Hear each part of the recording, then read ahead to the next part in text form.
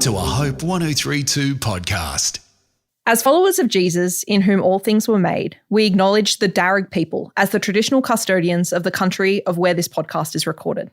We acknowledge their continuing connection to the land and waters, and thank them for protecting this land and its ecosystems since time immemorial. We pay our respects to elders past, present, and future, and we extend that respect to all First Nations peoples listening today. Hope Book Club with Georgia Free. Because life's just better with a book. I'm Georgia, and welcome to episode 74 of the Hope Book Club podcast, where we chat about books from a hope-filled lens. I'd love for you, first up, to join our Facebook group. You can search for Hope Book Club on Facebook. We have almost 500 members now, so there's plenty of great chats on there and plenty of great book recommendations. And I'm so excited for today's book. Today's guest is Kirsty Nancarrow. Kirsty began telling stories pretty much as soon as she learned to write. She grew up in Sydney, lived in Alice Springs and Darwin and London before moving to Cairns in 2010. She spent 15 years reporting for ABC News and Current Affairs, and she is now the author of a biography called Himalayan Dreams, the story of Som Tamang. Now, if you haven't already, I encourage you to go and listen to the chat that I had with Som on the latest episode of Finding Hope, which was released a week ago. It is an incredible story.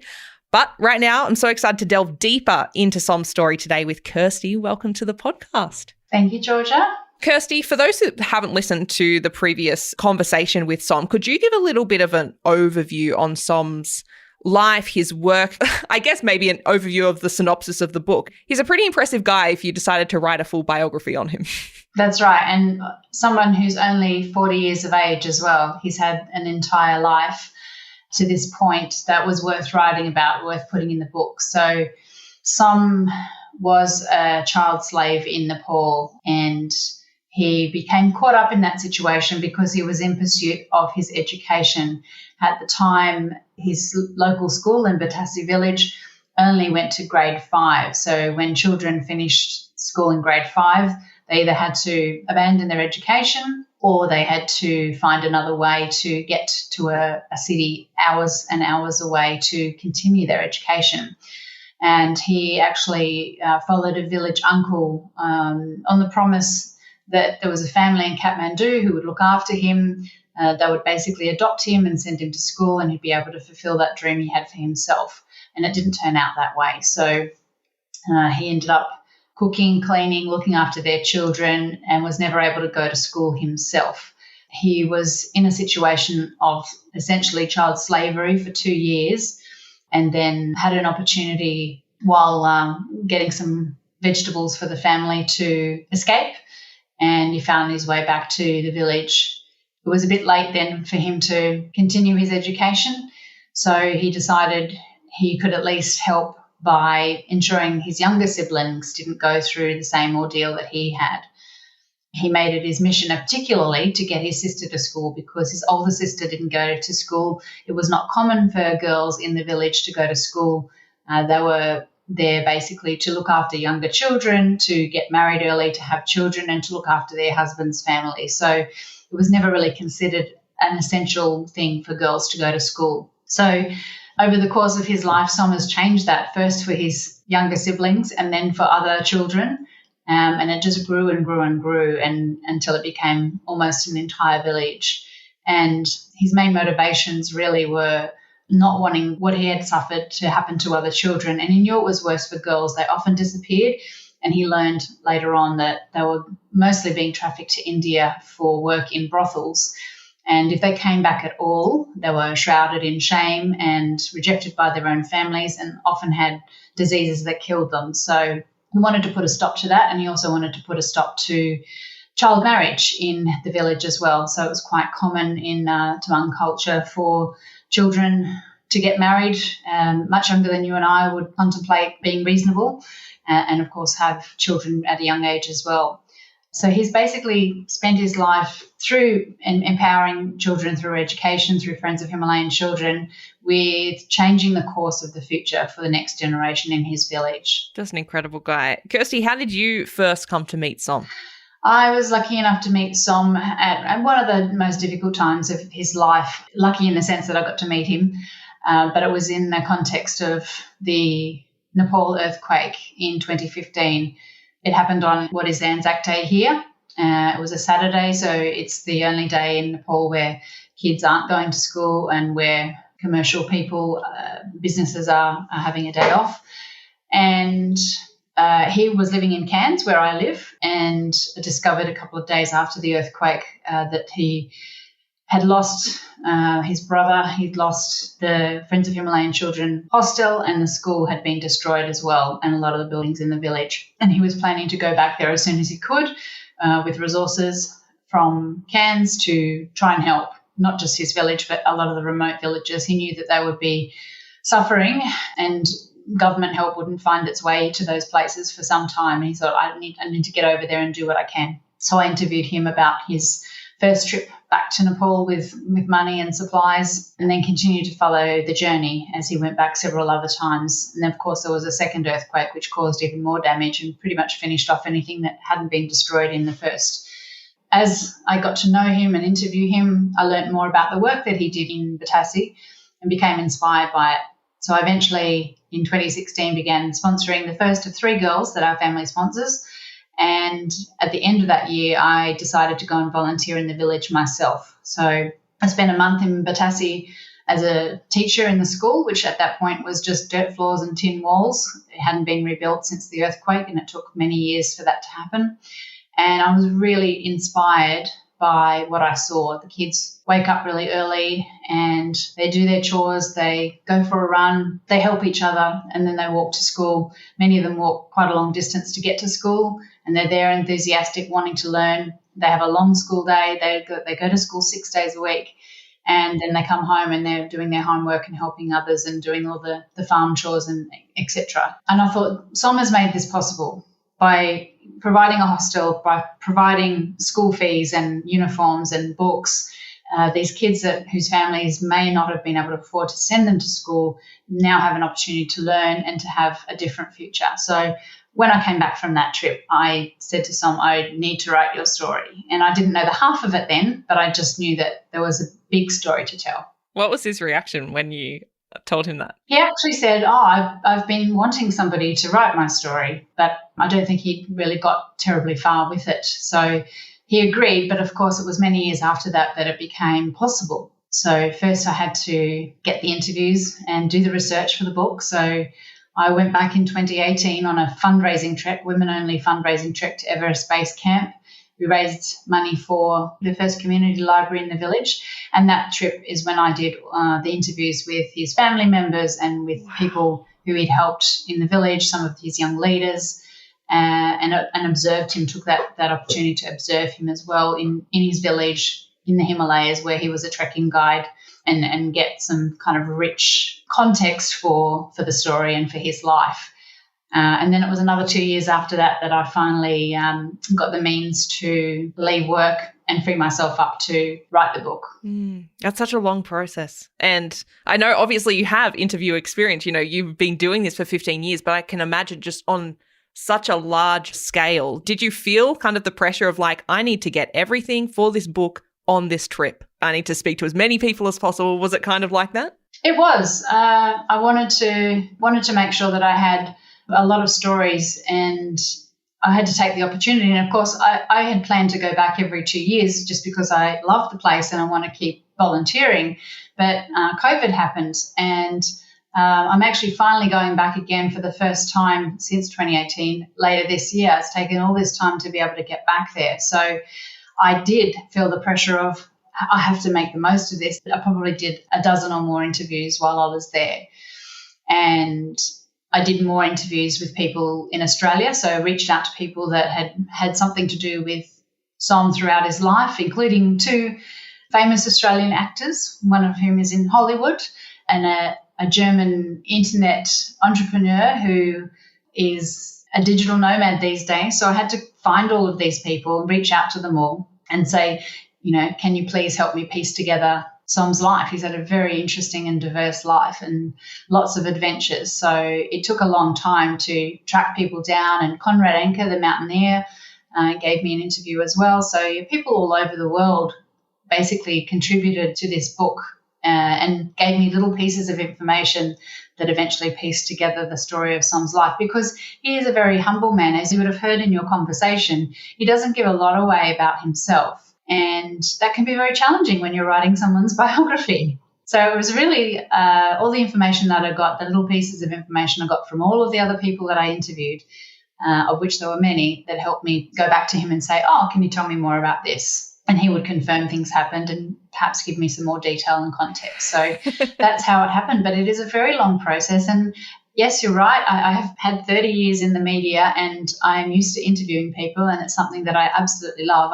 I'm very intrigued about human beings and our life experiences. So I love nothing more than interviewing people and then writing their stories. But to go from being a journalist where you have short deadlines and you produce short pieces of content to a book is quite a different exercise. So it required discipline and stamina and patience and persistence, really, to be able to stay the course and bring all of those elements together in a life story. So, yeah, it's a different biography in that it has got stories of other people in it as well. It's got a little bit of my own story, some of the other volunteers, and the girls who he's helped. Some of those stories are in the book as well. So there are many characters, but the common thread is Som and the influence that he's had on their life. Yeah, incredible.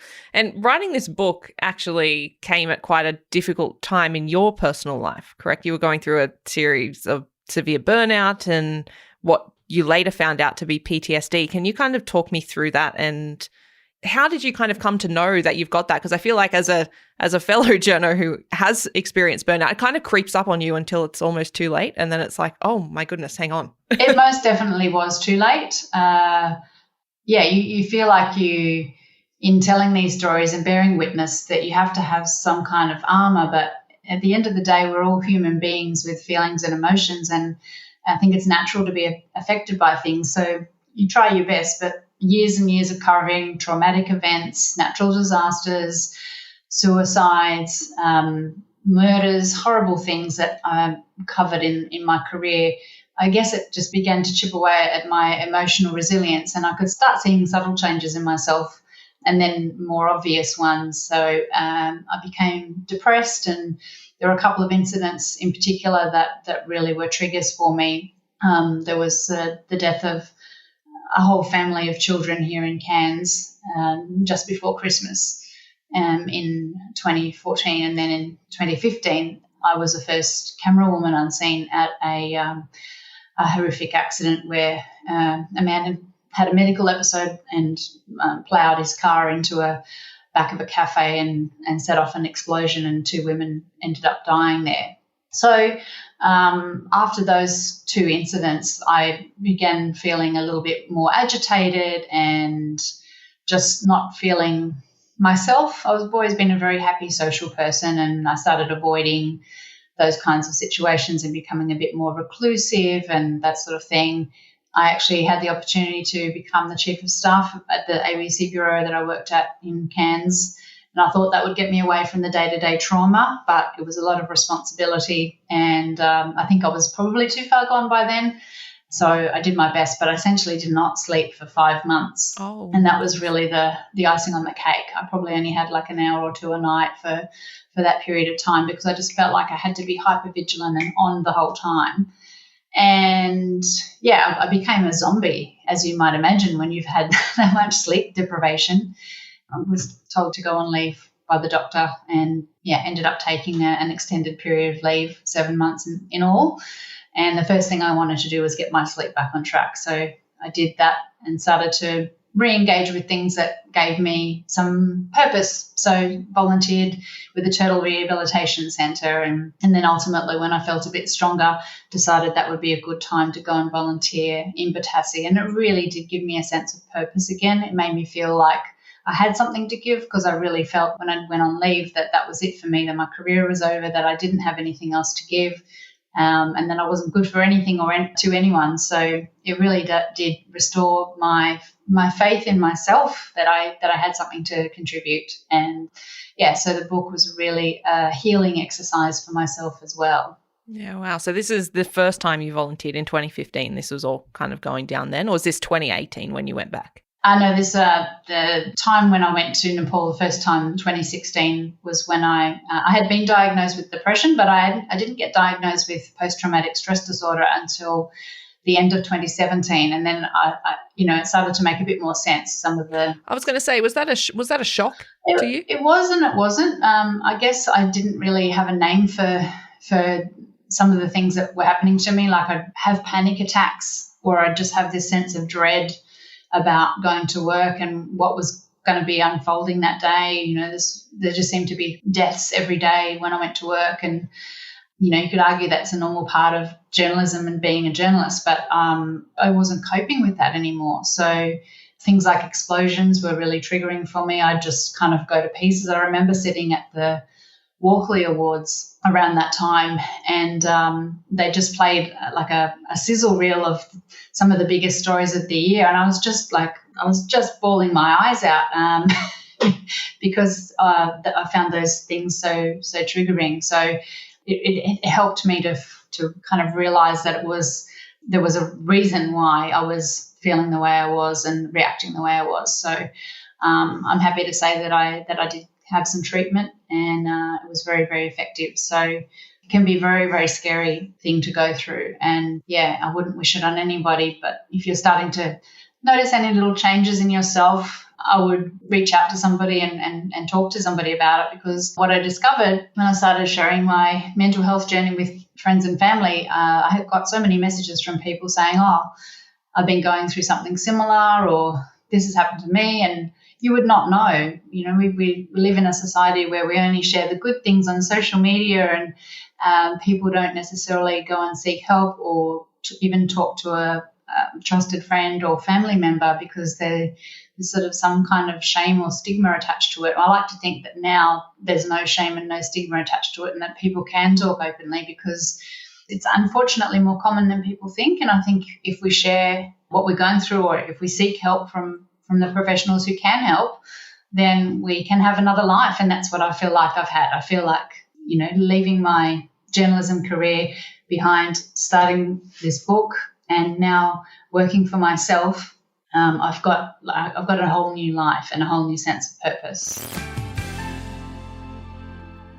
I'd love to talk a little bit more about what you do now. You run an incredible company. Tell me a bit more about what you do. So it's called Emotion Video Training and Production, and the name means a lot to us because I have this business with my partner, Susie Cray, who I met at the ABC, and we both have had a passion for training people throughout our careers. She has been a camerawoman editor and worked for most Australian television networks and Disney Japan and MTV Europe, and I, of course, had a very long career with the ABC and also worked in community radio and newspapers and the like as well. So I was the journalist camerawoman and she was the camerawoman editor. And we both decided that we liked the idea of training people. And, of course, every person has got one of these in their pocket, generally, a smartphone.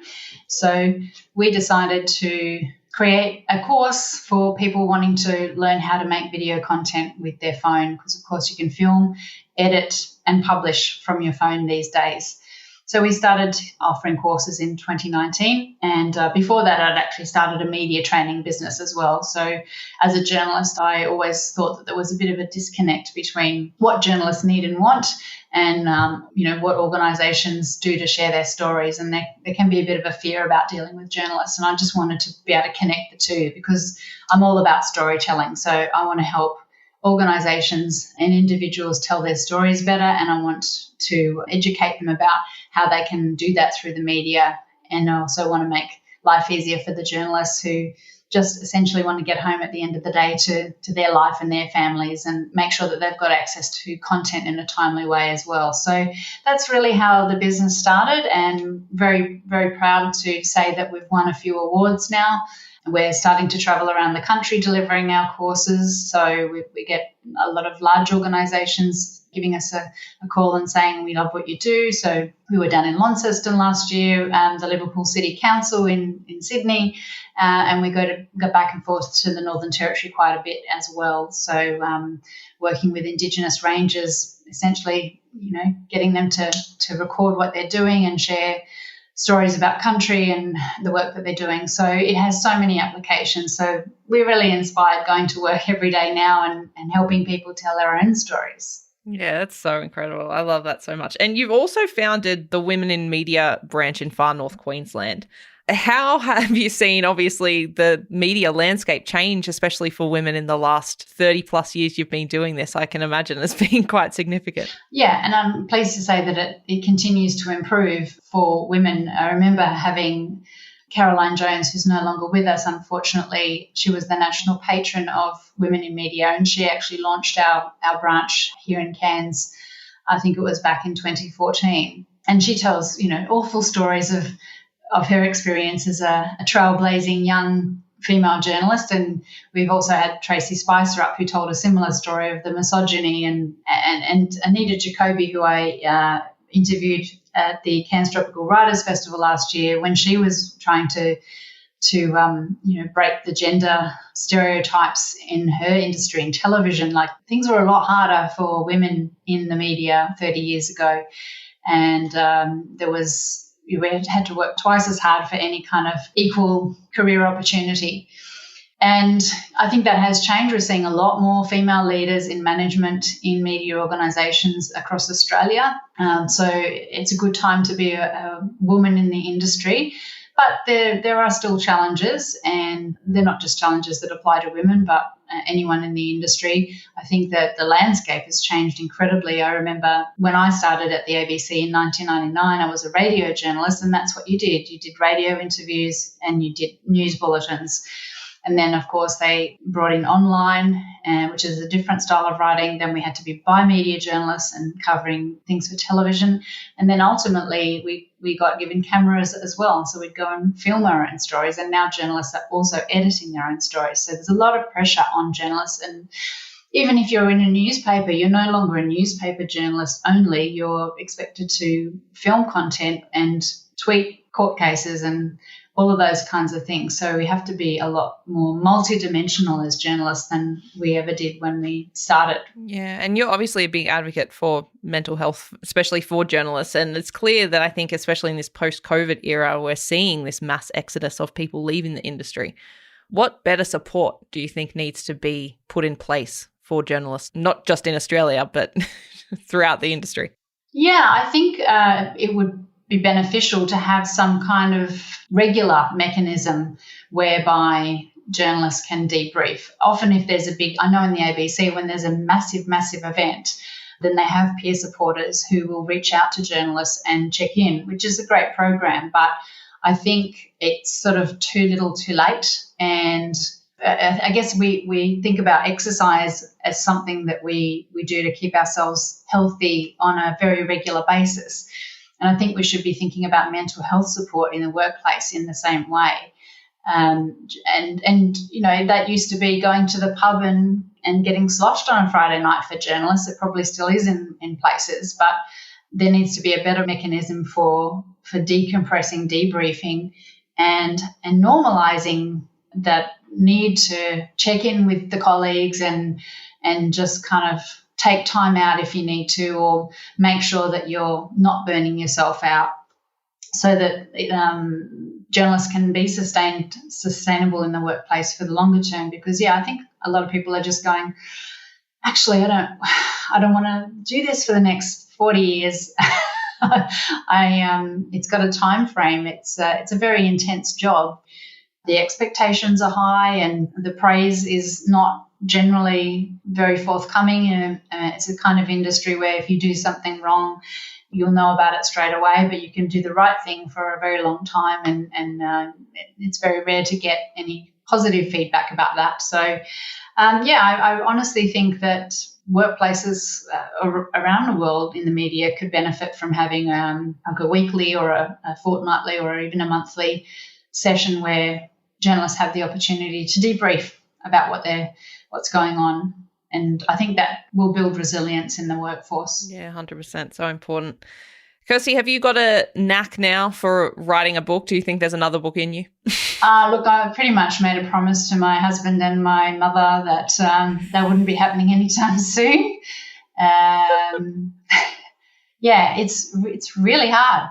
And it's really hard to write one, and it's really hard to get one published, and then really hard to promote one to get it out there because the feedback that I've had from my readers so far is absolutely incredible. People are sending me messages saying they've read it in a couple of days and they couldn't put it down, and like all of that is wonderful. But if no one knows about it, then they don't get that opportunity. So it's a really, really big process. As I said at the beginning, I first met Som in 2015. I first went to Nepal in 2016. It's now 2024. It's a long time to carry a project through. And it was incredibly worth it. And I like the idea of writing another book, but I think that's going to have to wait till retirement because I need to let this book do its work. And my aim with this book is to not only raise awareness about what goes on in Nepal and keep that conversation going about improving gender equity in places like Nepal, but importantly, I want to ensure that school in Batasi, which was only to grade 5 when Som attended, is now going to grade 10. It's an enormous achievement, but still at that point in school, kids have to either drop out of their education, and Som said that about 50% do, or they have to find a way to go to a school several hours away at much more expense to continue their education. So Som's dream and my dream for Batasi is to make sure that school goes to year 12. So a big push behind writing this book is getting people to donate so that dream can happen. We're lucky enough to have Rotary International on board, and they're now sponsoring a project where people can make tax-deductible donations to help realise that dream. So I would love people to be inspired by this book, to feel like they want to go and volunteer and experience Nepal themselves, go on a trek. You would have learnt from Som's interview that he has a trekking business called Take on Nepal, where he actually has helped lots of girls from the village have a career in the trekking industry, which didn't happen, 10, 20 years ago. So I want to give people lots of reasons to go to Nepal, support the work that's happening there, and be inspired and reflect on their own life and go, actually, if this person who was born of nothing and had all of these challenges in his life has been able to achieve this, what could I possibly do with my own life? Never think anything is impossible or too big. Like just start. I thought that about the book. I thought, I don't know how I'm going to write this book, but here it is. It is a book, and it's doing its work. So just believe in yourself. I love it. Fantastic. What a way to end. Himalayan Dreams, the story of Som Tamang. It is out now. We will have all of the links to the donation pages, Friends of Himalayan Children, Take on Nepal. That will all be in the show notes. Kirsty Nancarrow, thank you so much for being on the podcast today. Thank you for having me, Georgia. And if you wanted to find out more about the book or Kirsty's work, you can head to her website, kirstynancarrow.com, and that information is also in the show notes. And as mentioned at the start of the episode, you can join us over on Facebook for more book chats. You can just search for Hope Book Club. And if you haven't already, go and listen to my chat with Som Tamang himself on the latest episode of the Finding Hope podcast, and I'll link that one in the show notes as well. We'd also love this podcast to reach more people, and the way you can do that is to rate, review, subscribe, share this link with someone who may like this episode or like the sound of this book. Until then, here's a quote for your week. If there's a book that you want to read, but it hasn't been written yet, then you must write it. That one's from Toni Morrison. Have a good week.